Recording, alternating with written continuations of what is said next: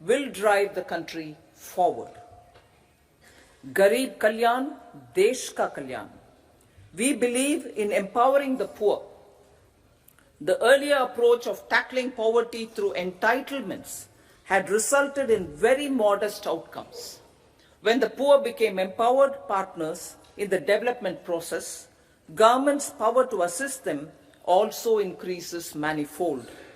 With the pursuit of Sabka Saath, in these 10 years, the government has assisted 25 crore people to get freedom from multi-dimensional poverty.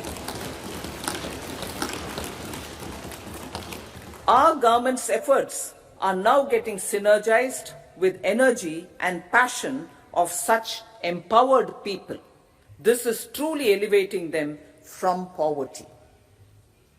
Direct benefit transfer of 34 lakh crore rupees